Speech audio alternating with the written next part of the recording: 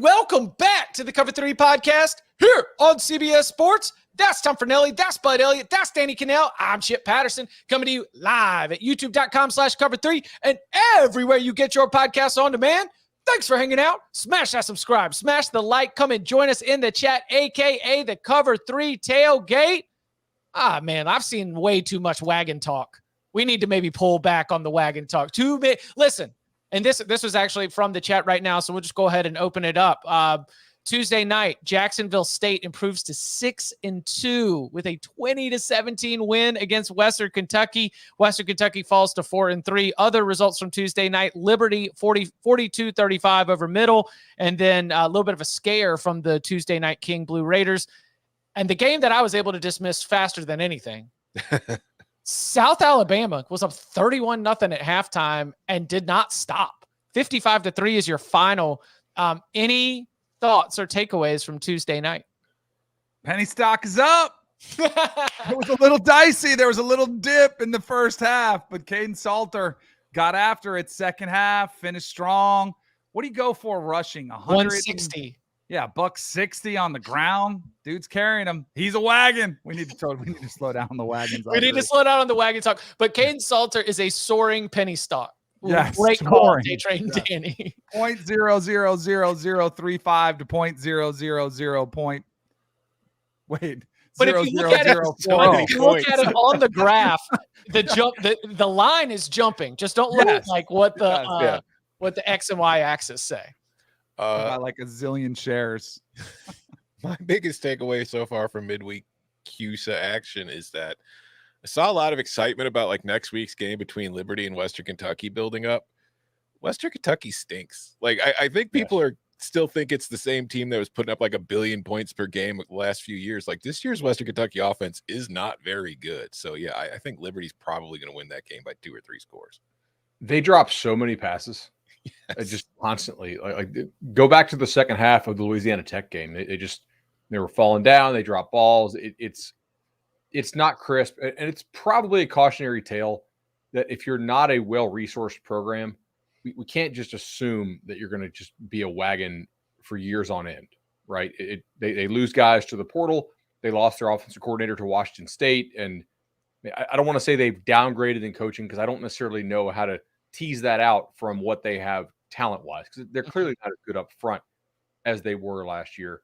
And defensively, it's really interesting. They play like an old school Joe Lee Dunn style. We're going to blitz everybody every play type thing. Almost not. I know it's not every play, but eventually that gets exploited a little bit. And finally, Jack State did hit him with some of that stuff kind of down the stretch. Jack State looked like the better team in the first half. They just couldn't catch interceptions, and they dropped some touchdown passes of their own. 3 offensive coordinators in 3 years for the Toppers. Do I have that right? Mm-hmm. Going Hard back to be consistent that tough. way. Yeah. That's what I was thinking. That's really tough right there. Wednesday night. South is go ahead. What? Southern Miss is on quit watch for me. Oh, okay. I mean, they just got a lot of guys jogging, got a lot of guys getting hurt. Not a lot of want to there. I think they may be just like done. Good notes to jump on the other side of the Golden Eagles. I'm sorry to Matt Hinton. I know you're hurting. Wednesday night, CUSA has on FIU against Sam Houston. Someone's going to win a daggum conference game. The Panthers are 0-4 in conference play. Sam Houston 0-3, 0-6 overall. And Sam Houston's favored by 5. Elsewhere, you can catch New Mexico State and UTEP in the later game. That'll be on ESPN2. New Mexico State 3-point road favorites at the Miners. Anybody got a lock or a lean on Wednesday night's Midweek Madness? It's my Twitter tip, and I actually like it. The over in FIU Sam Houston. It's at 41, 41.5, or 42, depending on where you're looking. I'm fine within it all 3 spots. Sam Houston's offense has been much better in conference play, and Florida International loves giving up big plays. So I think it's going to be a higher scoring game than it has been. I may join you on that, but I need to see Jenkins, the quarterback for FIU, warm up because he got rocked at the end of last game. I watched the whole thing, and they're trying to redshirt the starter who initially started the year against is it La Tech? Yep. Yeah, so he's trying to redshirt. So if Jenkins, who was originally the 2, it probably should have been the 1. If he can't go, they're really going to a guy who was rightfully the 3. Which, hey, for UTEP last week, they went to the number 4 and they housed FIU. Right? It didn't matter on Miami Vice Night or whatever they called that thing. So who knows? This CUSA stuff is incredible. Like it's some of the most entertaining and also lowest quality football out there. Like it really is. It's a good product to have on TV because you just never know what's going to happen. 6 fumbles for FIU last week against UTEP.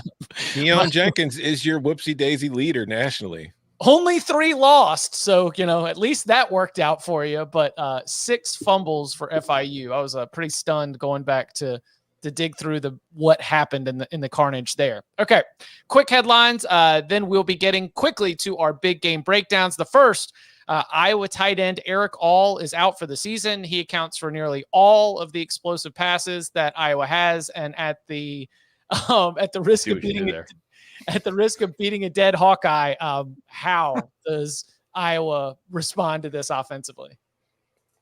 They don't. Exactly. They don't need to, though. What are they rebounding from? There is no rebound. They're just going to win ugly. Did you see the total? 32.5? Mm-hmm. Defense better start scoring more points. That's really all you can say. Should Coop play offense? They've talked about it a little, but I wonder if we're going to see it at some point. This is a big deal to me because Iowa leads the nation in percentage of targets going to tight ends. Mm-hmm. They really, we documented 2 weeks ago against Purdue, they did not complete a pass to a wide receiver. This week they upgraded to 2 passes completed to wide receivers. They also, what they're doing in the run game, it might be unsustainable, both in terms of how lucky they've been with it, but also because teams are going to increasingly focus on it and just dare them to throw the football. And I was looking at my friend Bill Connolly's stats. They are 129th in rushing success rate, but 3rd in rushing explosiveness. Guys, that generally is going to go like this. Go kind of meet a little closer. Like you're not 129th in rushing success rate and 3rd in rushing explosiveness. Like one's not sustainable. You're either going to get a lot better at running the ball or you're not going to pop runs for 80 and 70 yards quite as often as you have been doing. So that's the defense is awesome. The special teams are awesome. They play a style that is perfectly suited for that division, especially how that division is constructed this year. And they might go 11-1. But if you are this bad on offense, every game is losable, including like Northwestern. Like it's just going to take a day where you have 3 turnovers and the opponent doesn't turn the ball over and you lose. Iowa's offense is a baseball player who is 2 for 50 with 2 home runs, or the run game. That's really what it is. It's like you're not a great hitter just because you hit 2 home runs and you made 48 outs. But yeah, it is bad. And I've been getting yelled at by Iowa fans since I went off on the team on Monday, saying you just don't appreciate complimentary football. Complimentary football requires the offense to carry some of its weight, to give the team, to get first downs, to play the field position game. You can't win the field position battle when you're going 3 and out on 60% of your possessions in conference play. The only thing that's happening right now is, yes, the defense is good. The special teams is great. Torrey Taylor's a god, blah, blah, blah. You're playing in the weakest West division that has existed since the division was created, and you're coming up on the right end of some really ugly coin flips. The offense is really bad. The defense is fine. Special teams are good. You're not a good team. I'm sorry. I'm just learning to appreciate and accept, right? Like this is let's like appreciate and celebrate the absurd. The only reason why we hold Iowa's offense to this kind of finger wagging is that they do demonstrate an ability to develop players at a high level on one side of the ball. If the defense was just okay, it's like, all right, that's probably a program thing. But the fact that they're this bad on offense it's indicative of a coaching problem, because there's no reason why you should be able to recruit and develop athletes and send multiple guys to the NFL on one side of the ball and just be completely hapless on the other side of the ball constantly.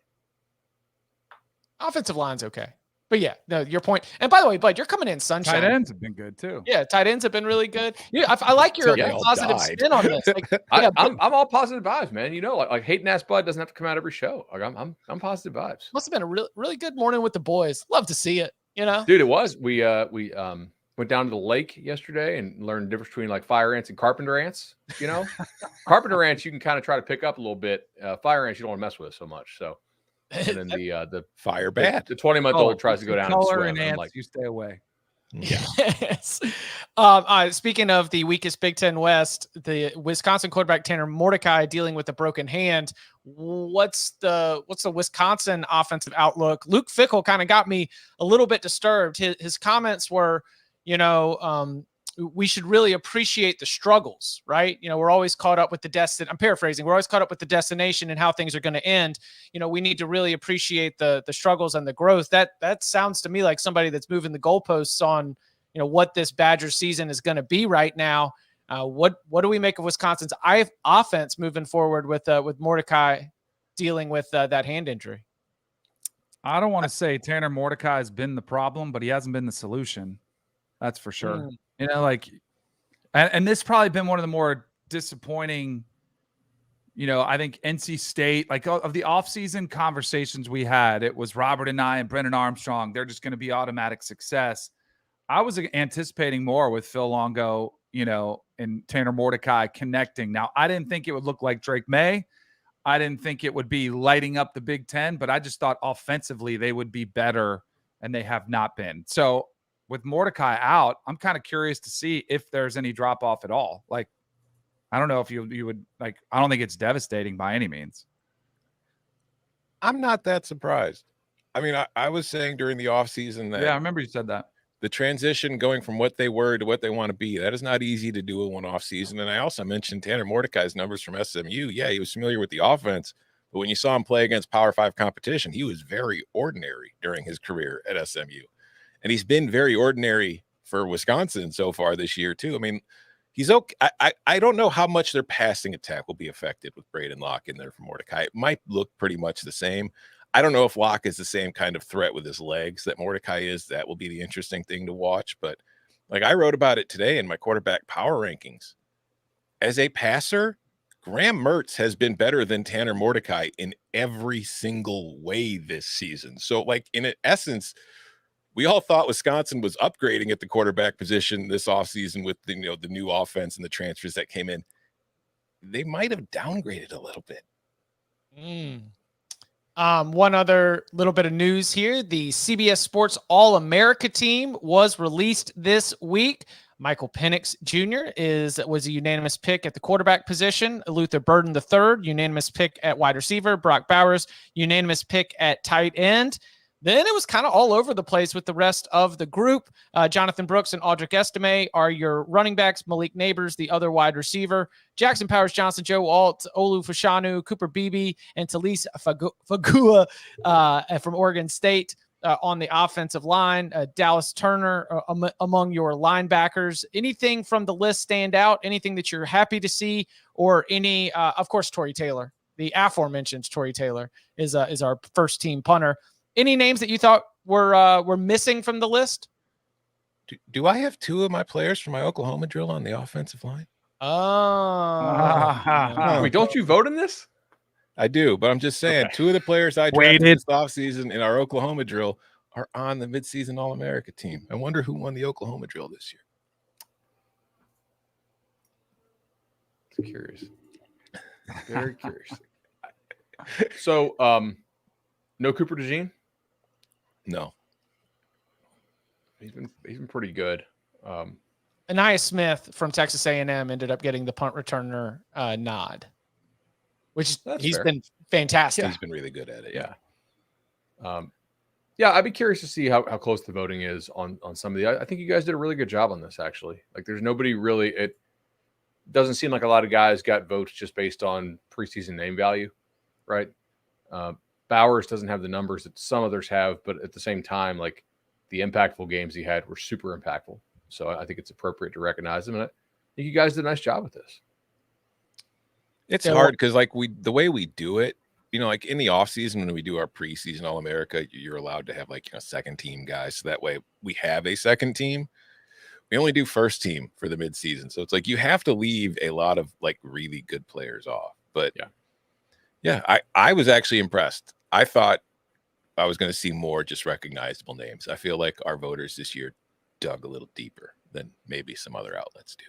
Yeah, don't just go to Ryan Wilson's mock draft and then pick those guys and give them All-American honors, because All-American should be for not what you are going to be projected as in the NFL draft, but by what you are producing, by what you're doing on Saturdays. Shout out to Ryan. He joined me on HQ yesterday to break all this down. They were like, Chip, what do you do in college? Ryan, what do the NFL teams think? It was a nice little like 1-2 punch with me and Ryan. Was D-line the hardest? For me, yes. Yeah. Because like JTT has had a boatload of pressures. Chop Robinson for Penn State has been, granted, against some terrible offenses, but still has dominated. I feel like there's not a single player on Michigan's defensive line that you couldn't put on there. But it was the defensive line was far and away the hardest one for me. Offensive line, I didn't have much trouble with. My wide receivers, I knew off the top of my head. Quarterback was duh. Everything else was just kind of there. But the defensive line, I was looking at for a while. I would have thought receiver be tough too, because like Burden and Neighbors was a 1-2. Yeah, you only have two options. Yeah. That's the thing, is if you had to fill out but I mean, three or four. You got Roma Dunze and Coleman, who showed up in big time games. Right? Like Coleman was way better than Neighbors was in Orlando, and Odunze just, especially with McMillan out against Oregon, like Odunze showed up huge in that game. Granted, like they've also in successive games have had really big games too.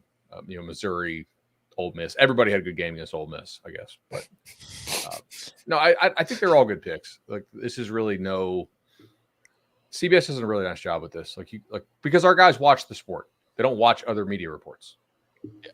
And Bud, to our comment before, I had Jenkins and Grant on my defensive line. I was like, I don't know. Let's put Michigan's whole defensive line. Hey, you know what? Stewart doesn't even start all the time. Let's put Josiah Stewart in there too. Yeah. That dude's a freak. Come on. I think Michigan has the guys that people think Georgia has up front. And they're doing the Georgia thing where it's like they're constantly rotating everybody in, so they're fresh all season long. Michigan is the Georgia you were looking for. Coming up on the other side, every single Wednesday, we take the biggest games of the weekend, and we're not going to just give you locks. That's for Thursday. We want to go inside the matchup, the big storylines, the X factors, where this game is going to be decided. We will do that for Ohio State, Penn State, Florida State, Duke, Alabama, Tennessee, and more next. Saturday, Air Force and Navy face off. Then a rematch between Tennessee and Alabama after last year's rivalry-flipping win by the Vols. Saturday on CBS and streaming on Paramount+.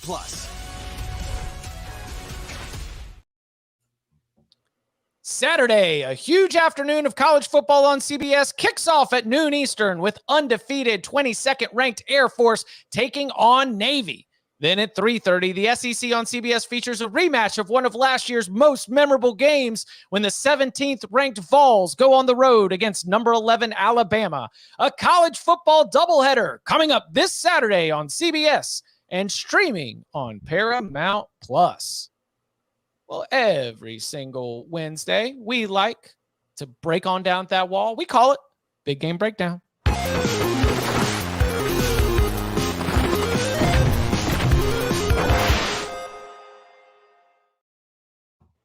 We begin with what was already identified as one of the biggest games of the entire season. Ohio State, Penn State, games in Columbus this year.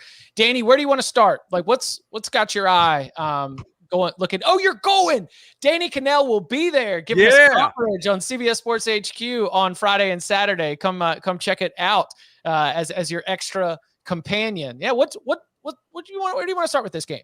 So Penn State's defense, Ohio State's offense. To me, that sort of is the intriguing matchup that'll kind of tell you, how this game is won or lost. Because I do think Penn State's offense, they haven't been very explosive. It's been a source of contention with some of the media. And what's interesting is it's not only through the pass game, it's really through the run game too. Like they have just been plodding their way down the field and it's been working. And And I think they'll do more of that. I think they're going to, they're sure they would love some explosive plays, but I don't know if that's who they are, and that should be okay. On the other side, I think the surprising thing is that Ohio State's offense has not been as explosive either. And that has been what they've been for the past several years. So can they plod their way down the field against this Penn State defense, which is pretty spectacular? When you look at some of the numbers, I think they're the best defense in the country. They're number one in havoc rate, yards per play, success rate. And now competition has to be considered, but I still think they've got the edge as far as the defense goes. I think they have the edge in the run game. They might have the edge in the offensive line. It feels like if there ever was a time for James Franklin to get over that hump, to get one of these wins on the road versus a top 5 opponent, that this would be the opportunity. But he's doing it with a quarterback who's making his first start in an environment like this. I have watched every game these two teams have played. Well, I didn't watch much of Penn State against UMass, but other than that, I have watched pretty much every game these two teams have played. We're in the middle of the season. They're both top 10 teams. Now, I really don't know who either one of these teams is yet. Like, I watch them every week and I see them doing what they're doing. And it's just like, okay, like Penn State defensively has been incredible. Like every single number you look at, they are great. I think nearly half of their plays on defense have resulted in no gain or a loss of yards. That's incredible. It's the top rate in the nation. I think nationally the average is 33%. But what's the best offense they've played? Is it West Virginia or Illinois? They haven't faced anything close to Ohio State. So we're really going to get a glimpse into what this defense truly is on Saturday. But at the same time, how good is this Ohio State offense? Because they can't run the ball. I know they've been banged up at running back, and they might still be banged up this week. But even when they've been healthy, they have really struggled to move the ball on the ground. And they're playing kind of one-armed on offense because it's kind of the passing game or bust. And even the passing game has mostly been Marvin's down there somewhere, and it's just throw it up to Marvin and see what they could do. So if you're finally facing a defense that can maybe, especially, we don't know what Emeka Egbuka's status is for this week. Ryan Day wouldn't say, so he's still questionable. He might play, he might not. But if he doesn't play, I don't know if Penn State's as good as it defensively as its numbers suggest, but I still think it's really good. And they're able to kind of scheme Harrison out of the game in a way nobody else really has been able to this point. Like Notre Dame did a very good job, but they also had to account for Egbuka. What does Ohio State do? Are they going to be able to move the ball? On the other end, the Penn State offense is even more ineffective than Ohio State's. Like the numbers they're scoring points, but there is no explosive play on this offense. They rank 116th nationally in explosive play rate. They're at 9.9%. They are a dinking and dunking team who also, like Ohio State, cannot run the ball. Like we thought this was going to be a strength with them with their stable of running backs and a good offensive line, but they have mostly been ineffective on the ground. Like it's a strange position because to this point, Penn State I got the numbers right here. The average Penn State drive is 6.61 plays, which is the second most in the nation, which in one hand is good because the offense stays on the field. They don't go 3 and out a lot. It's just their average touchdown drive is 7.91 plays because there's no big plays. The national average is for touchdown drives is 6.84. So they're over more than a play per touchdown drive. Are you going to be able to go 4 or 5 yards at a time against this Ohio State defense? Especially with the pass rush that they have and the pressure they could put on you. Like Penn State to this point in the passing attack is very quick to get the ball out. They are not having Drew Aller throw down the field. I wrote about that this week too. Like you look at their offense in the passing game, they are bottom of the Big Ten in air yards per attempt, and they are bottom in the Big Ten in average air yards to the sticks or the first down marker. So their average pass is 2.2 yards behind the first down marker. They're dinking and dunking. They are not throwing down the field. Is that by design because they just want to take care of the football and rely on their defense? Or is it because they don't trust Aller? Or is it just because they haven't had to? Because, again, the best offense they faced is either West Virginia or Illinois. Take your pick. So there's a whole lot about both of these teams that I'm going to learn about on Saturday that I haven't really had to learn about until this point. So that's the most interesting thing to me about this one is, or not interesting, but the most exciting thing about this game is I think they're both very good teams. I have no idea how good they are, and I have no idea who's going to win this game. Jeez, Tom, what do you want? You're making my skin crawl. What do you want? Just chuck it deep every time? We're just talking Japanese out here. I think, no, you know what? When he went off on the reporter, I think it's kind of similar to what Ryan Day did with Lou Holtz. Like Lou Holtz just was the face of a lot of worthy criticism of Ohio State.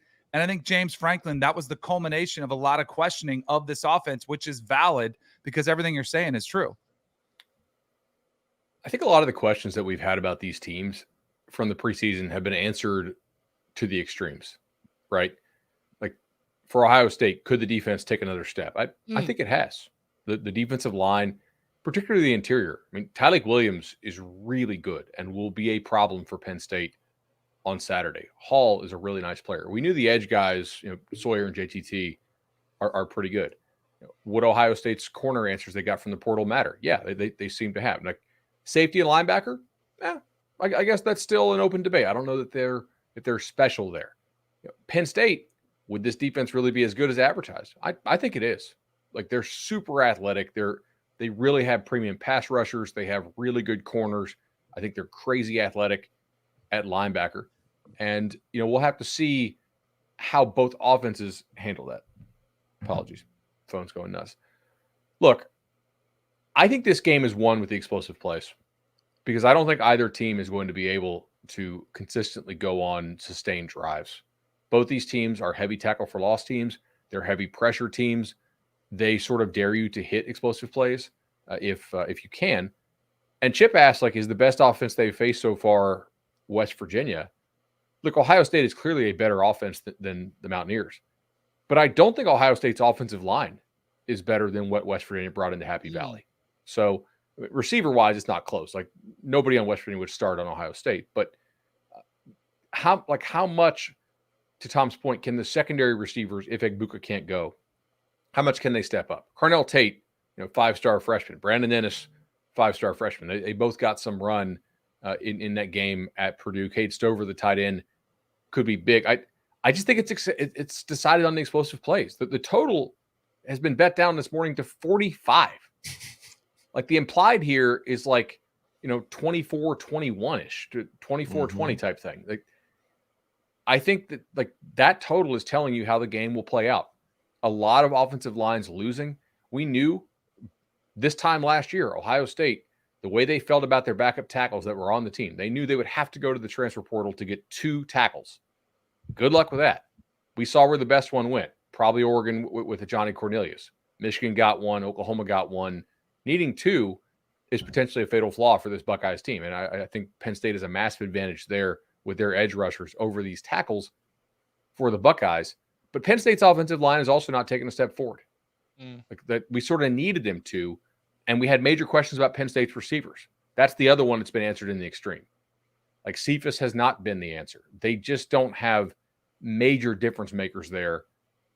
But I think you're going to get a boatload of one-on-ones, man. And whoever wins the one-on-ones, it's kind of NBA style. A lot of ISO ball here, or whoever blows coverages. And so far this year, these teams have not blown a lot of coverages. So explosive plays should carry the day. I was dialed into that Purdue game because I was really looking forward to Ryan Day telling me how wrong I was, before promoting the Fresh Prince of Bel-Air spinoff. But I had 3 names coming out of that. Bud, you just mentioned 2 of them. Number 1, Carnell Tate, just another there's another player that we talked about on the Cover 3 podcast. And I was like, oh, maybe I'll see him in 2 years. No, you'll see him now. Like he was right there ready to answer the call. As soon as he was out there, he was a difference maker. Number 2, Cade Stover. Like that's a player who, if you want to try to find someone who could be very problematic, Penn State dials up a pass rush. All of a sudden you've got a matchup advantage with a basketball player, power forward, and he's going to be able to go and make that catch for you to extend a drive to get a first down. And then the third one, after the talk was that they might even try to redshirt him, Dallin Hayden goes for 76 and a touchdown on just 11 touches. Now, he's not the answer to why Ohio State can't run the ball, but he is certainly another potential explosive addition. He is somebody else that can be able to be a spark And so if Penn State's going to do everything it can to neutralize all these things that Ohio State's offense does, I think that last week we have started to see like what the counterpunch, what the third, fourth pitch is that they're up there. And I think that that's a reason not to be totally dismal about Ohio State's offensive ability against this. Like you mentioned, Danny, one of the best defenses in the entire country. Even if you put an opponent adjustment in, Penn State's excellence has been really, really impressive so far this year. Manny Diaz is really good. Like, he's done a great job at confusing quarterbacks, at bringing pressures that catch you a little bit by surprise. When I watch Kyle McCord, he's definitely coming along, but he's still a little bit slow to see. And some of the big plays I'm trying to see, because it was a Maryland game I was watching and I was in studio and then went back and watched it. There were a couple touchdowns he left on the table. And like, this is the type of game when you get those man-to-mans, if you underthrow them or if you're a split second late recognizing, it just could be the difference in the game. Like, you know, a 30-yard completion is good, but a 60-yard touchdown pass is what wins you the game. So it's just something I noticed. And from Drew Aller, we haven't even seen him get those type of plays, like those type of opportunities, and he's going to get them. So at least you've seen those plays from Kyle McCord. So that's the leap we saw Daniels at LSU make this year. He used to be a guy who turned touchdowns into first downs, right? Like, if you got the touchdowns, you have to throw them and you have to hit them. The other point on this, even like the best explosive passing game against a team with a pulse that Penn State has had has been that West Virginia game. And even if you go back and look at how the explosive passes were created, it was a lot of like Drew Aller scramble drill, right? Can Ohio State get him on the ground? He's a pretty big guy. He's pretty athletic, and he's got a cannon. So how good is Penn State in scramble drill is probably going to play into this game quite a bit, because they don't really have a great like drop back. Your back foot hits that third step, that fifth step, and the ball's out. It's a lot of sort of, you know, just kind of run around type stuff right now. So we'll see how well he can do that. If your point about the explosive plays, both Bud and Danny, is going to be the difference in this one, like the 60-yard pass, then I think you have to lean Ohio State's direction, because they have shown the ability to do it, whereas Penn State hasn't. And also, like, the one thing Ohio State's offense does really well, it does it a lot, but it doesn't do it like to a ridiculous amount. Like pre-snap motion, they have been very effective. When you see an Ohio State receiver going in motion, there's usually a big passing play coming, because their explosive pass rate when guys are in motion is 24.3%. That is top in the nation. They use it really well to see that, like McCord, because like you mentioned, Danny, he's sometimes really slow to see what's developing. But when they put him in motion, I think he gets a much better idea of what the defense is doing before the snap. So that way, that first read, he knows really quickly what's going to be there and what isn't. And when that happens, they are very effective throwing down the field. Do y'all think it's going to be as low scoring as the total suggests? I don't know. I think there could be, if it's explosive plays like Bud's talking about, I also think there might be a pick six and a scoop and score in there like that. I think that's a concern. Last season's game was bananas. It's like three games in one. Like, these games end up like it might be slow for a little bit, but when these games take off, it tends to get a little bit loose. You know, these two tend to play kind of back and forth affairs. So we'll see. I'm excited about it. Danny Cannell again will be. Have you been to Columbus? I called a couple games there, but not of this magnitude. You know, I think it was like the noon ESPN2 Ohio State versus Northwestern. Yeah, exactly. A non-con. So if you're in Columbus, you know, I know the Big Nut's a listener, so you know, go look out for Danny and show him a good time around town. All right, prime time, Tallahassee, homecoming. Oops. Oops. I didn't mean to schedule one of our, I don't know, 3 toughest opponents on the schedule for homecoming, but that's what you got. Florida State 21, Duke 0. That is the series history here. Blue Devils looking to do something they have not done once, and that is defeat the Florida State Seminoles. Florida State, of course, coming off an absolute bludgeoning of Syracuse. Duke just beat NC State with its backup quarterback. And only 6 pass completions, I believe. Don't have 6 of 18, I think he was. Yeah, 6 of 14, 6 of 18, something like that. Deacon Hill. Yeah. Well, go ahead. For Belen? Yeah. 4 of 12. Oh, think yeah, that's what I had I knew it was 33%. Yeah. Yeah, it was It low. rained It was a bunch. lower than that. You guys are giving him too much credit. I mean, it rained a ton. Right. Yeah. In that one. And once Duke got some turnovers, they kind of put it into autopilot mode. Turnovers by NC State. But yeah, it is worth noting that half of Duke's yards came on 2 plays. Yeah. Didn't have Kind to do much. Kind of a weird game. But where do you think this one's going to be decided? What's the most important matchups to get into for Florida State and Duke? Before we get to matchups, Bud, can I ask you, because you are always the one that information is key. Riley Leonard, like percent chance he goes, doesn't go? So putting some pieces together, last week, Elko said he was day-to-day, and then guy warmed up a little bit, warmed up with a pretty good limp, it looked like, when he was walking around. Last time on the radio show, he said he had returned to practice and was throwing it around a little bit, and that there was a chance that he could play in this game. Duke has Louisville coming up, and they also have a short rest game at Wake. So this is still, if they don't play him, they still have a chance to have a pretty special season, right? They only have 1 loss. I listened to Florida State defense coordinator Adam Fuller, and he was extremely complimentary of Leonard's legs. And I thought it was notable that that's kind of what he brought up first, right? Like the guy was a legitimate basketball prospect. If he doesn't have the legs, is that smart for Duke to play him? And Elko acknowledged that last night. He's like, look, he could get to a point where like he could play, but like, should he play for both for his health this year and for his health in the future? I don't think he's going to play personally. And how does that change the outlook for the game? I mean, is that just night? You don't have Riley Leonard, then you don't even have a chance to keep this close. It's not how I see the game, but I want to hear what your take is on this. I mean, look, there are outcomes in which maybe Duke gets a bunch of turnovers, right? But what's a reasonable expectation for Duke's backup to score in Tallahassee?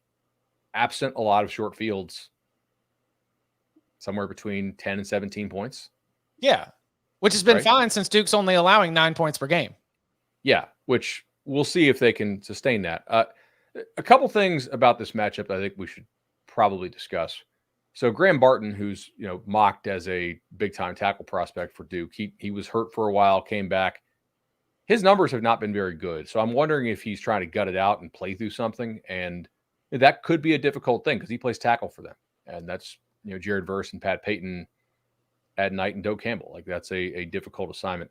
I think Duke's extremely well coached, by the way, on both sides of the ball. Like Kevin Johns, their OC, does a great job. He tries to create free opportunities. They'll mix tempo. They're like a really veteran group. They can run a lot of different stuff on you and to try to create those freebies. But I don't know how many points they can reasonably score with a backup in this game. And then I go to the other side. Who's the best receiver Duke's played this year?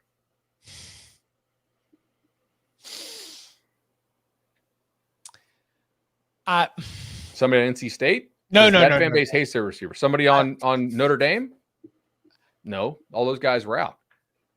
Somebody on Clemson? Yeah, I was going to say, I think the answer is game 1, Antonio Williams. But, Miles Jones and Al Blades Jr. locked him up. Miles Jones healthy? Oh, you think he's not healthy? I watched that entire game, Duke NC State. I would encourage everybody to go watch the last 5 minutes of that thing. How about you just tell us? Yeah, why don't you? I think he's dinged. Okay. TV copy cuts off, but he tags the helmet as he pulls up a little limp. Kind of, and he missed what, the UConn game and Notre Dame game. So I don't know. I mean, it's I am curious as to if Duke can play the style they want to play against what FSU has on the outside. I don't know, because right now they have not faced that. Do you think they get to Jordan? Yes. Before they can make plays? Yeah. But he's so Yes. elusive, though. He can get away from some of that pressure. That to me is the key of the game. I don't think they can hold FSU under 30. No one else has. Right. No, this is the I mean, best. You this scored might be 30 at better. Clemson. Clemson's defense is a lot better than Duke's. Yeah. Clemson had what, 460 yards in Durham? And They then just had a boatload of red zone turnovers. right. Florida State team total over is what Bud's saying. He's disrespecting Mike Elko and the Blue Devils. Danny, I think that Duke's defensive front against Florida State's offensive line can be problematic. I think that Duke is not going to be able to match up with Keon Coleman on the outside, and he's going to rip off a couple of big plays. But I think they are strong enough on the secondary that if that first look isn't there, Duke gets out there and does not look out of place in terms of physicality or athleticism, even against teams that we have always considered way more talented, way more athletic. And I think that sort of approach that they have, especially on the defensive side of the football, I think that can travel. I think that there's the chances of Duke being able to keep this close, take this thing into the fourth quarter, and whether it's a hobbled or limited Riley Leonard, whether it is Henry Beelan IV, all hail the king. We will see them be able to have an opportunity if Duke's defensive front is able to get pressure on Travis. And I think they can. It's good. Yeah. I think that they are very, very good. And I think that Florida State's offensive front at times has gotten a little mixed up. And it's not as good as Clemson or LSU though. And they've already faced two of those teams and they scored 45 on LSU and 31 in Death Valley. I think that's the point. The thing that worries me a little bit is Elko's so good. Jordan Travis does have a tendency, and we saw it in LSU where it didn't burn him. He kind of throws the ball up for grab. I don't know if he's trying to throw it away sometimes or he's just trying to make a play. Is like a pick six, just a foolish interception that, would, all of a sudden you find yourself and maybe, you give them some momentum or you get short fields, those types of plays. That's the thing that concerns me. And Elko's defense has shown the ability to do that. Trey Durham has been awesome at them for linebacker, had a pick last week against NC State.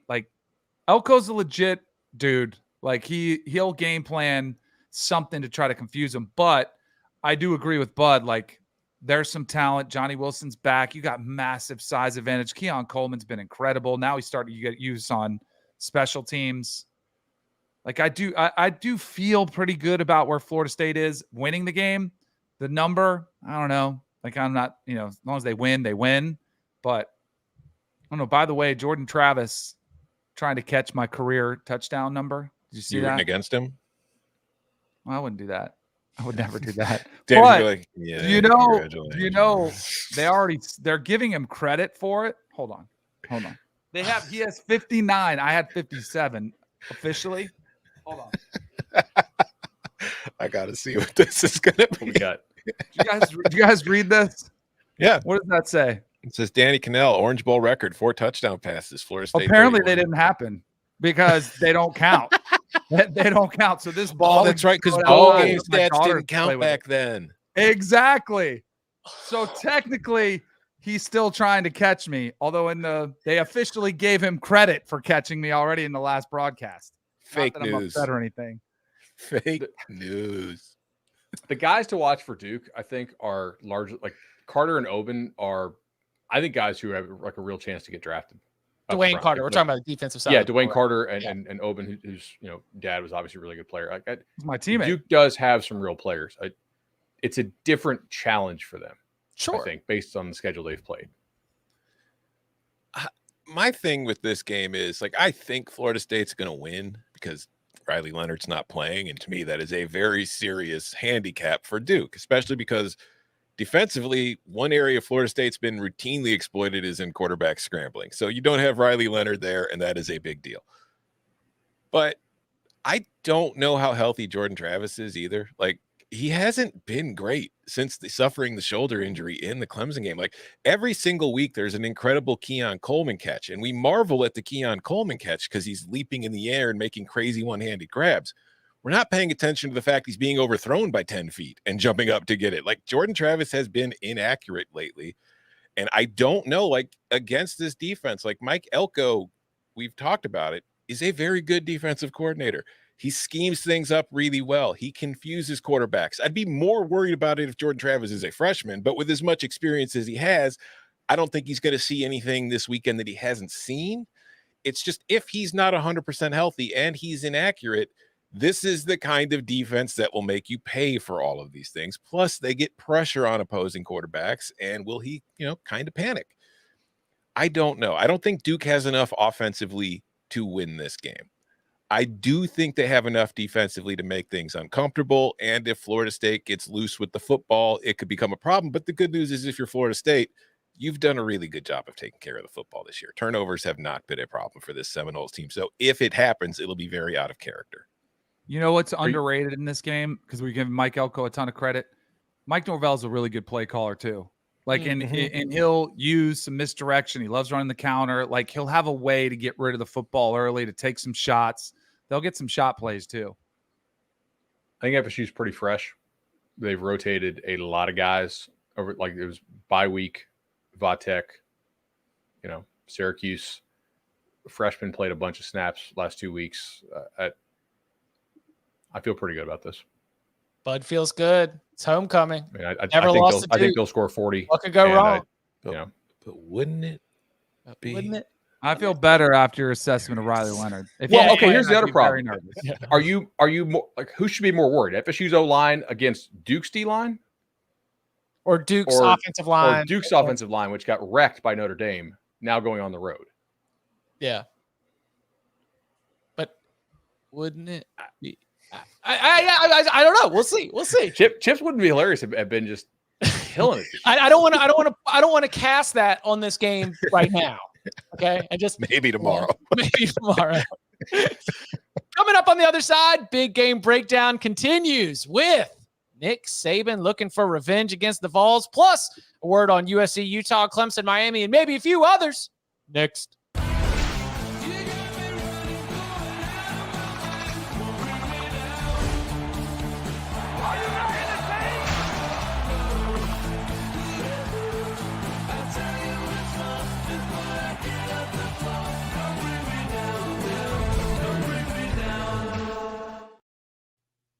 Back here on the Cover 3 podcast, and at 3:30 p.m. Eastern time in Tuscaloosa, it's the SEC on CBS game of the week. Crimson Tide hosting the Vols.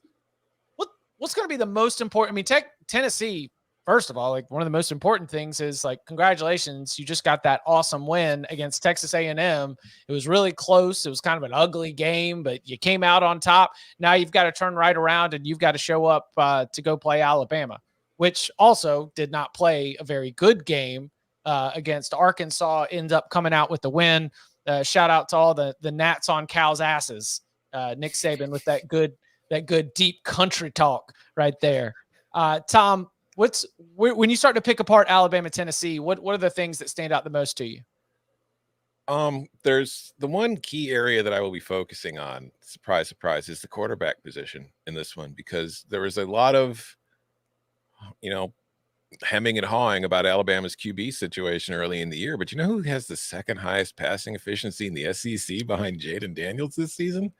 It's Jalen Milroe. Because as Danny had, Danny's been on this for a while, just like literally the James Franklin skin is crawling watching Alabama, because they are just having Jalen chuck it deep, because that's what he's best at. And frankly, he's much better at it than Tennessee's quarterback, who is the guy that, we were supposed to be like, Joe Milton's just bombs all day because he's got the strongest arm in the world. Jalen's not only throwing it downfield more often than Joe Milton is, he's completing it downfield far more often than Joe Milton is. And I think that's going to be key. But the problem that comes with that is, in order for routes to develop downfield, you need to have time to get there. And you're facing a Tennessee defense that is very good at getting pressure on opposing quarterbacks. And this is an Alabama offensive line that I think has improved in recent weeks, but is still not playing at an elite level. And that is going to be the thing. Can they give Jalen Milroe the time to hit those passes? Because Jalen does take a lot of sacks. And when he gets pressured and he runs around, he escapes, he can extend drives, and that's huge. But if you can keep him in the pocket and get to him, you can knock Alabama off schedule, because they really don't have much else. It's shots. And then hopefully, if we're effective doing that, our run game will open up in the second half when you have to account for it and kind of give us more space and slow down your pass rush. So that is going to be the most interesting aspect of this game to me, because Tennessee's defense, again, if you haven't paid close attention this year, because I know a lot of fans just kind of watch, they watch their team and they watch the big game. So if you're not a Tennessee fan and you're thinking this is the same team from last year, which was going to score 50 points per game and give up 42 points per game, it's not. The defense is far ahead of the offense with this year's Volunteers team. And that is going to be the one thing. If they knock Alabama off for a second straight season, it is going to be because they limited that offense and they got to Jalen Milroe time and time again. Some of these Tennessee offensive performances look worse in successive weeks, right? Only scoring what they did on South Carolina offensively, because again, they had the pick 6 there. That looks worse, right? To do that in Knoxville. Only scoring what they did on Florida looks worse after you've seen some teams, Kentucky, South Carolina, move the ball on the Gators. So a lot of reason for skepticism about this offense. I'm fascinated to see what sort of answers Alabama has and what sort of changes they made to the offense compared to what they played last year. They have the benefit of hindsight of seeing Georgia go and dominate them in Athens after the game in Knoxville last year when Tennessee beat the Tide. So I would expect Nick Saban to kind of take a little bit of Kirby Smart's game plan. A lot of teams have played Tennessee with a bit of a lighter box this year and dare them to run. A&M did that some last week, and A&M's like rush lane discipline was not particularly good. Like, they were not super gap sound, and Tennessee actually did run the ball on them pretty well. That's my thought, is like, how good can Tennessee run the football if they get those light box looks? Gerald Mincey, the right tackle, went down at the end of that Texas A&M game. Now, head coach Heupel said that he anticipates him being able to play. If he can't, let's flash back a month to the Swamp, because Mincey got a little thing going on, couldn't play in that ball game. They had to play the backup. Florida ate that kid alive. I mean, that and the center being out, Florida dominated them, and Milton had really no chance. So how badly can Alabama smoke Tennessee's offensive line? On the flip side, man, dude, Tennessee's got some real difference makers up front this year too.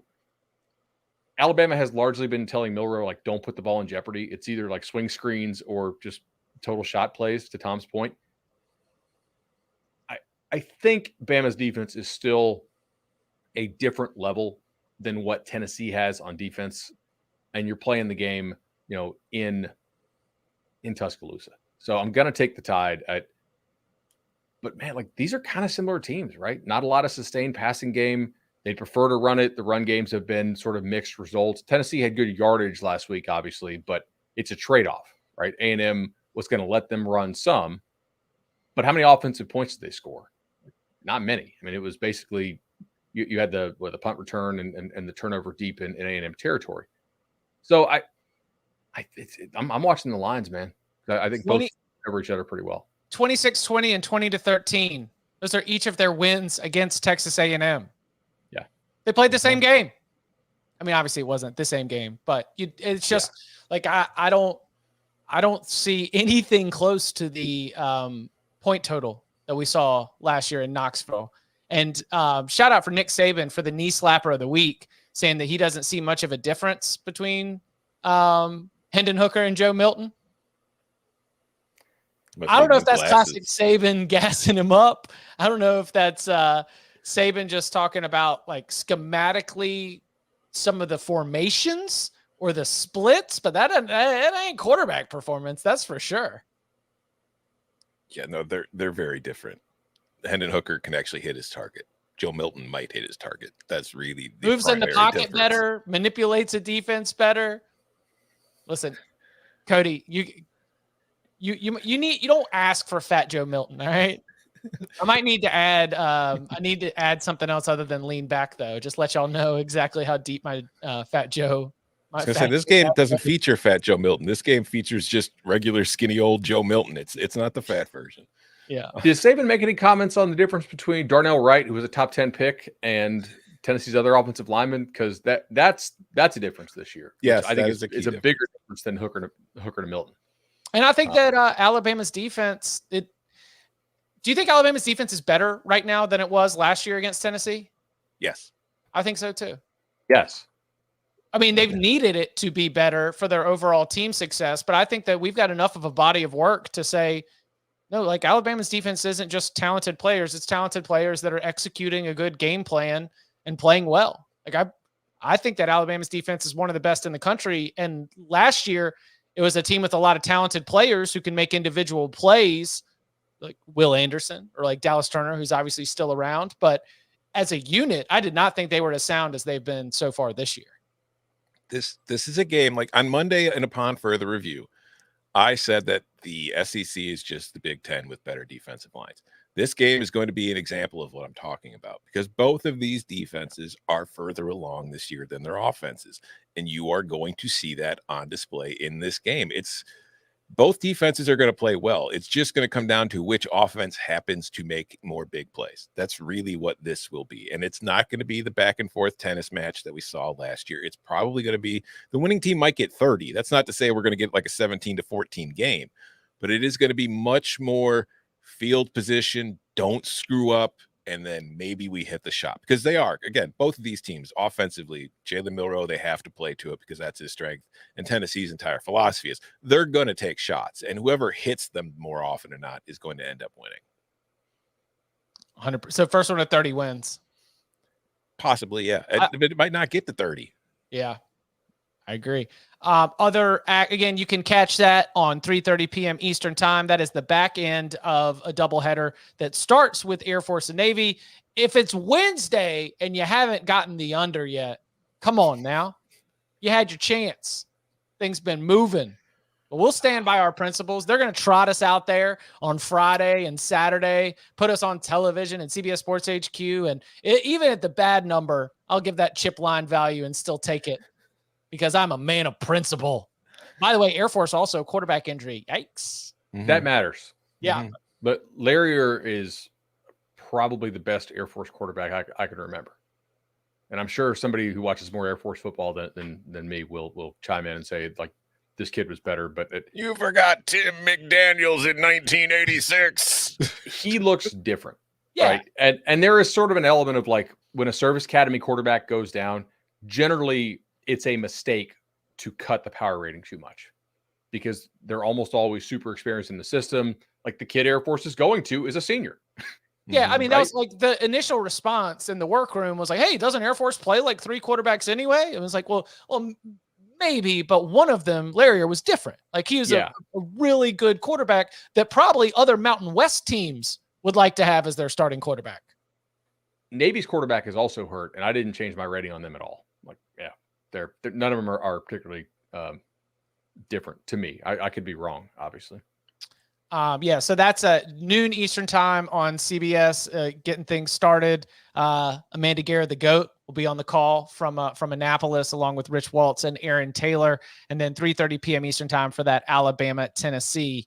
All right, we got a couple more here that I felt like we should hit. Obviously, the Florida-Rosedale, Iowa and Minnesota. You know, I'm just kidding.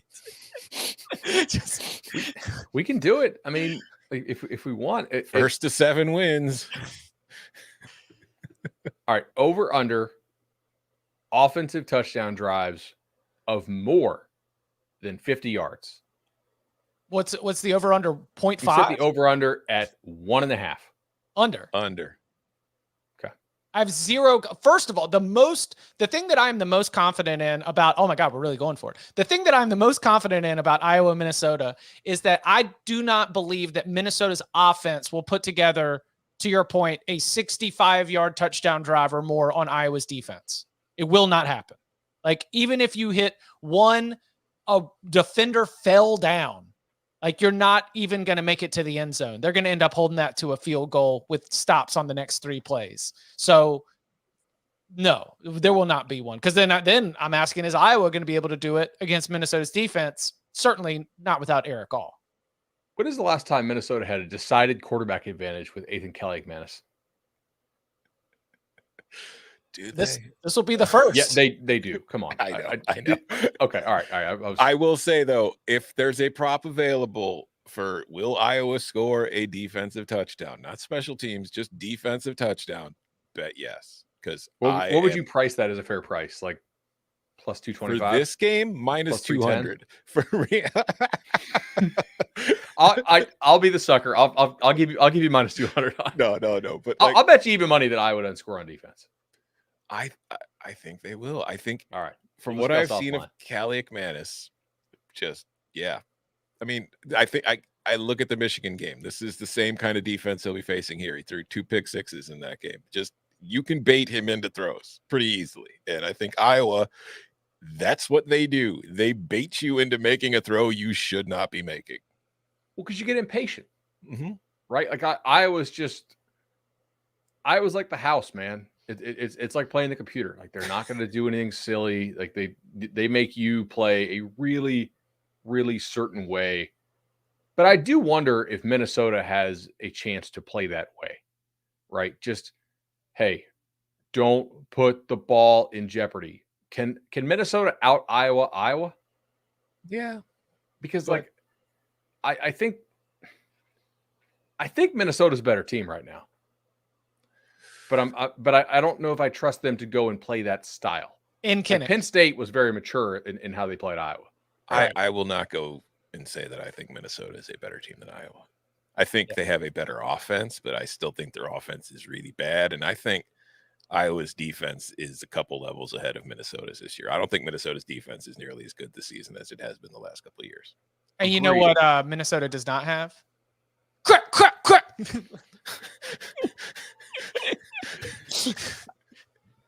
Do you think the gapping is bigger between Iowa's defense and Minnesota's defense, or between Minnesota's offense and Iowa's offense? Defense. The defense. Really? Okay, Yeah. interesting. Because I only have five offenses rated worse than Minnesota. It's like Kent, Akron, Charlotte, Sam Houston, Then and Iowa, then like you mean. I and then Iowa. Yeah. So I don't know. Like Minnesota's defense is not quite as good as it's been, but it's still like a top half defense in the country. Yeah. But Iowa's defense is much better Awesome. than top half. That is true. Yeah. Yeah. All right. Speaking of Iowa, oh God, that's a transition. Just like Iowa, just wears different colors. The Utah Utes, man, we were excited about this game, but coming off of USC's whoopsie daisy game against Notre Dame, that packs a little bit less punch. But in terms of the Pac-12 title race, no change in how important this game is. So with USC playing host after falling to Utah twice last season, you think Caleb Williams gets back on track against a Utah defense that hasn't really lost too much of a step from program standard?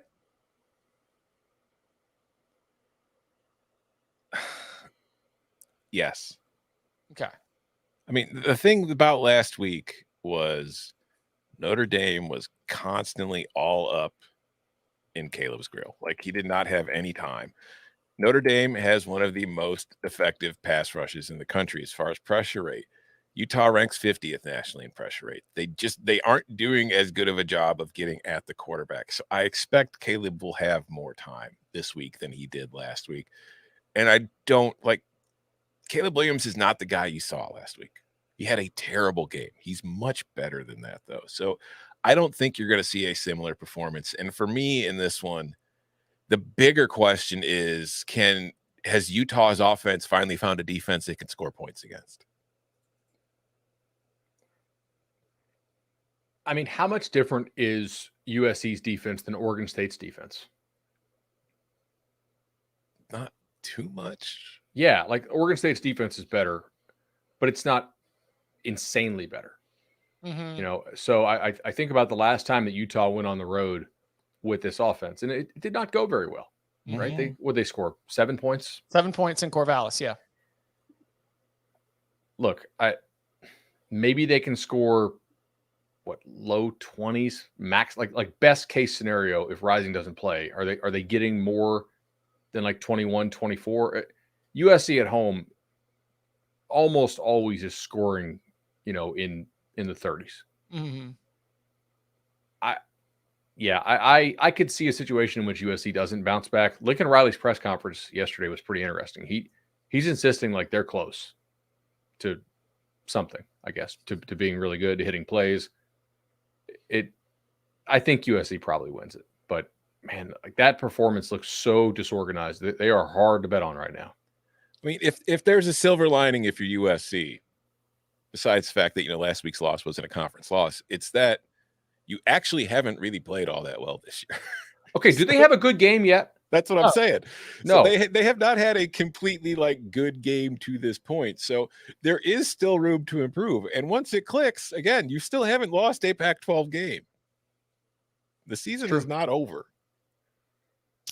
Notre Dame had 2 touchdown drives of 50 yards or more against USC's defense. 48-20 final score, but I didn't know how to negotiate that, right?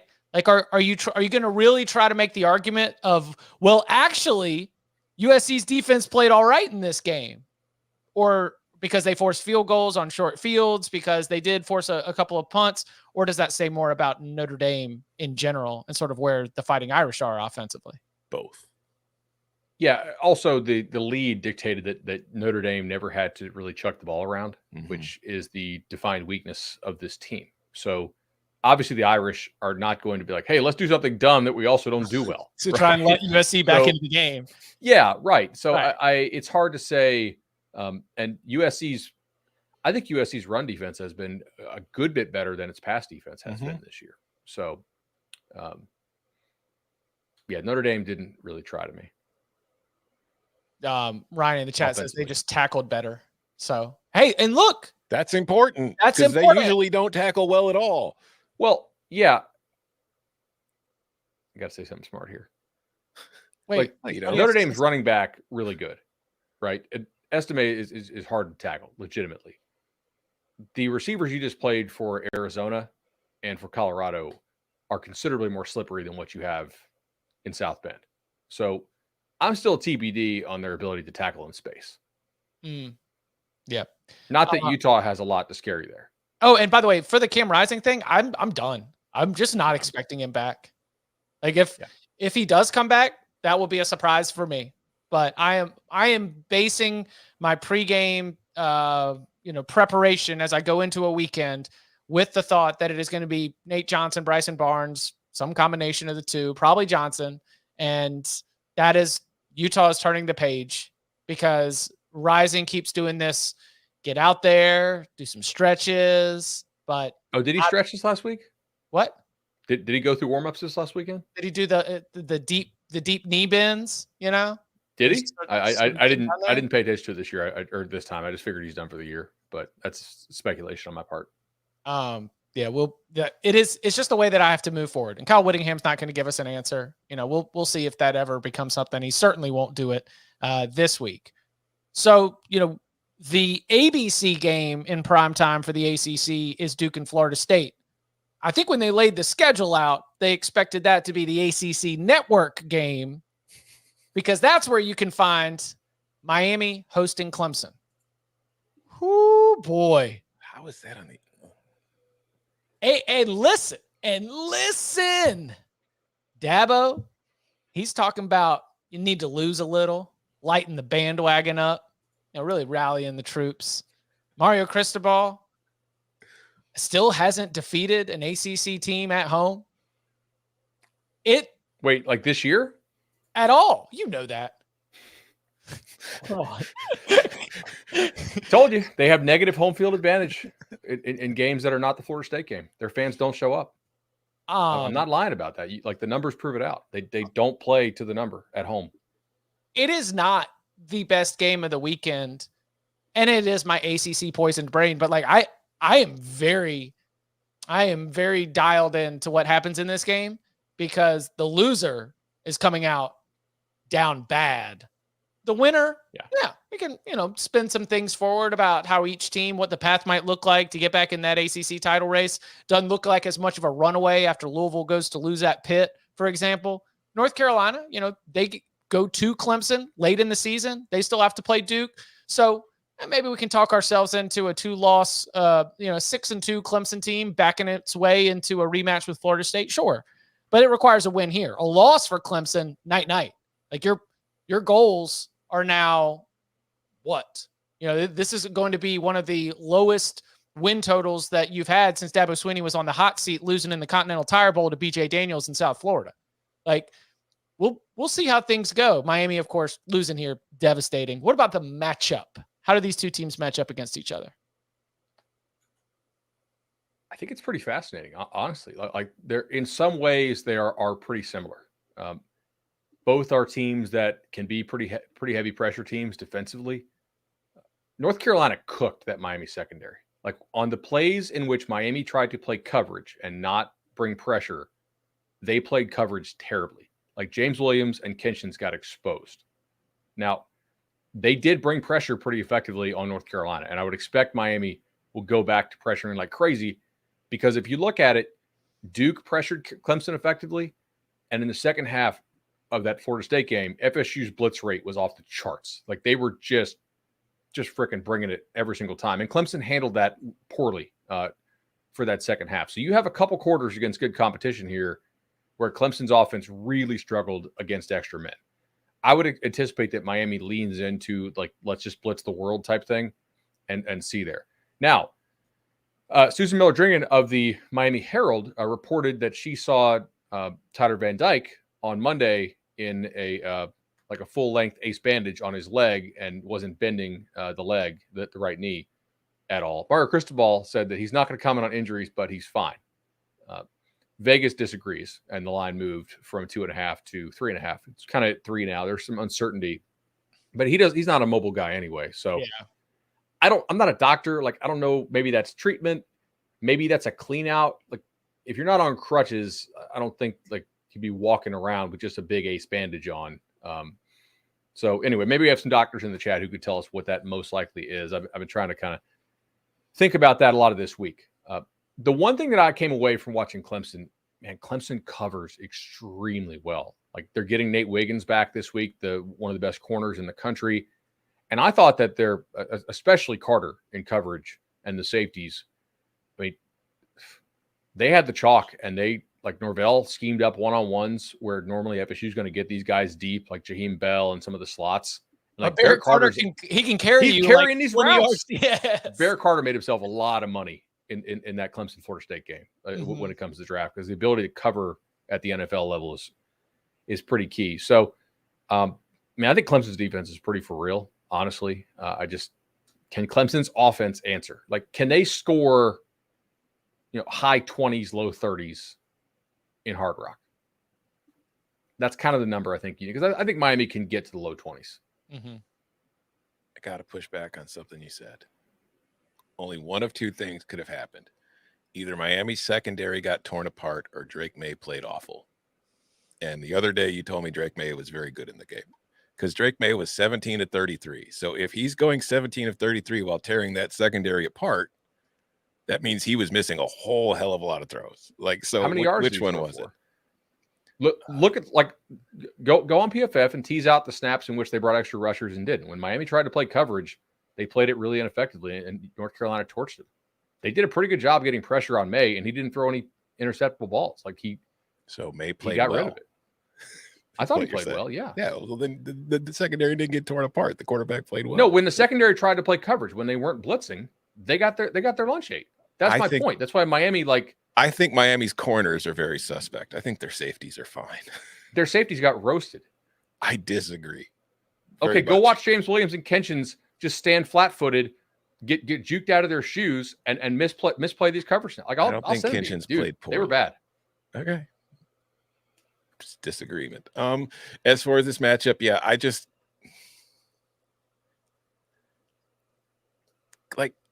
don't think Miami secondary, which I think played fine, will have the same kind of problems against these Clemson receivers. Although, the most interesting thing to me is that Clemson's passing attack over the last few weeks has been coming along and getting better. And I do feel like they're getting more comfortable with the system. And Clay Klubnik in particular is getting more comfortable with what he's supposed to be doing on each given play.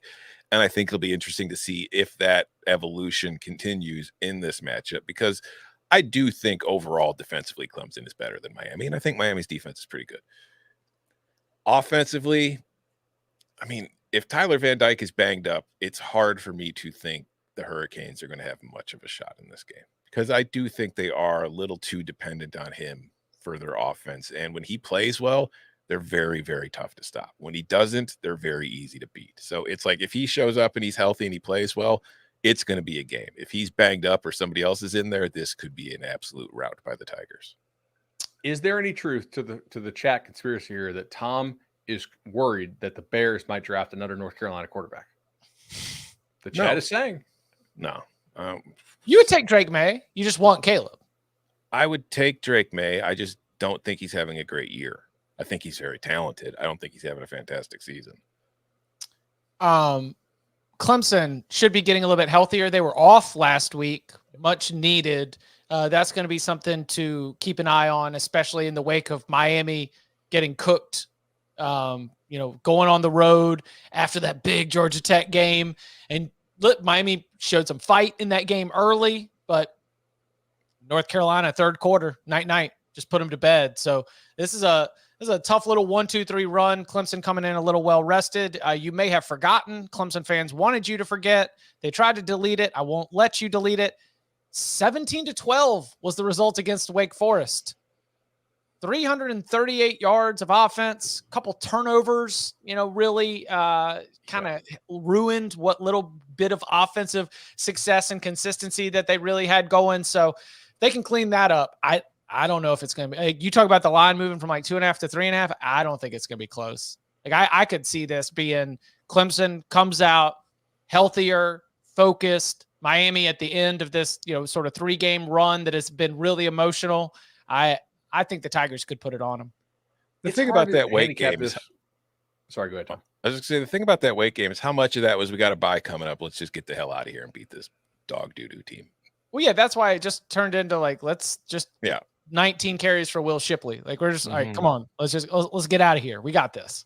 Klubnik has had some serious drop picks this year.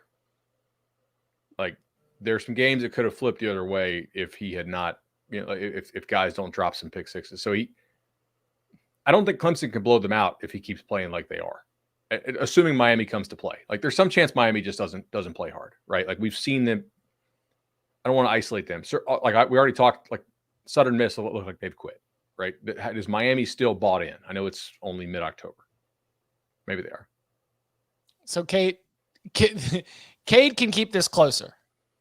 Yes, I think so. Because Miami will bring a lot of pressure, and they will force Clemson's receivers to win one-on-one. Mm-hmm. All right. We got yelled at for doing the super secret big game breakdowns. I don't mind. By running who? A little long. Because remember we did the tease at the very, very end. I like keeping it in there for the audio. We'll do something else for subscriber only in the future. Do like some OnlyFans content for them? You guys want to see us do a show topless? For the right price, as long as it doesn't violate any decency rules, then yeah, sure. If you want to see topless Cover 3 co-hosts, just come to the show before we start and see Danny every single day. I mentioned Oregon, Washington State here. We don't need to dive like super deep into that one. Or is there any other matchup that you want to spotlight?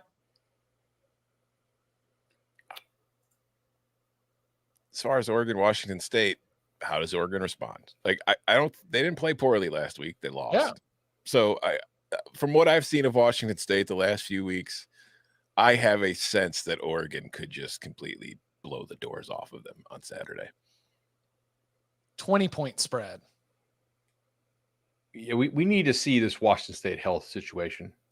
I mean, they looked extremely good the first couple of weeks of the year. And for all of a sudden them just to be scoring 7 points. Yeah. Mm-hmm. That's not just – that to me is an injury thing. So I don't know. Here's the handicap. Oregon's going to score somewhere between 30 and 50. Can Washington State play a game in which Oregon scores 30 and Washington State scores 35 due to a hangover? Like the possible outcomes are like that and like that. And like there's a very small overlap in which, Washington State pulls an upset. But without knowing the health status, it seems to be West Coast Syracuse. Yeah, actually that's Patrick in the chat said Washington State's like West Coast Syracuse. Kind of, yeah. Like if you're out of dudes, you're out of dudes. Yeah. And at Washington State, like Syracuse, it is devastating when you start getting hit with the injury bug in the wrong places on the depth chart. Like, you don't have – there are other programs that can trot out somebody who might be playing too early, but they are playable, right? Yeah. You know, it's like, oh, well, we're going to throw him into the fire. Like, you're playing a body that you were just looking at to be there for practice in some of those situations. I got a sneaky one for you. All right. UTSA goes to Boca to play FAU. I don't think that either of these teams will make the American Conference Championship game, but this is basically the race to finish somewhere between like 3rd to 5th-ish.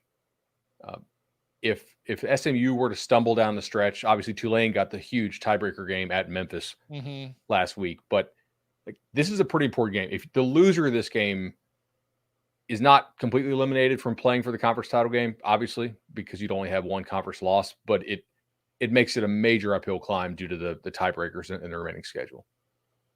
Yeah. Oh, Boston College, Georgia Tech is the eligible. I think. If you lose this one, you can't go bowling, right? Basically. Let's see. So right now, Boston College is 3-3 overall, right? Yeah. Yeah. Boston College is 3-3 overall. And right now, Georgia Tech is 3-3 overall. They both just need it. Like the path. Because that's the thing is Georgia Tech got life with the Miami win. You lost it when you let Bowling Green steal all your defensive signals, allegedly.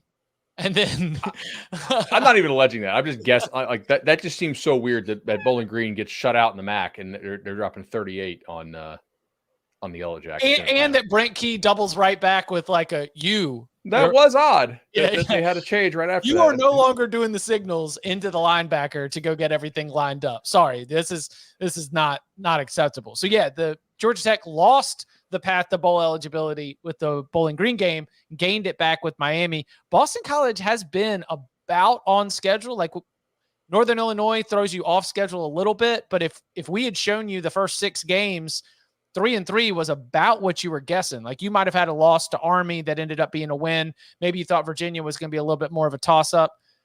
I mean, they just if Boston College wins, it'll be by 3 points because that's all Boston College does to win games is they win games by 3 points. Georgia Tech run D is legitimately bad, like bottom 20 in the country bad. So, like, how much can Castellanos run around for BC, and then can he hit some explosive plays out of the pass game? By the way, BC secondary is also not very good this year at all. So Georgia Tech does like to chuck it around quite a bit. Tempo on the one side, anti-tempo on the other. It's kind of fun. Over under is 58 if you want to take the tempo, anti-tempo over or under. Is Wake Pitt ineligible?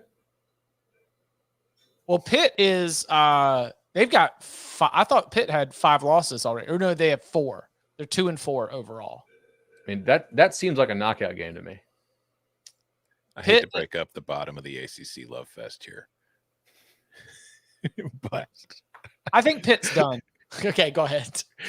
Just another big game this weekend that probably deserved its own breakdown, but you know, we're P5 homers.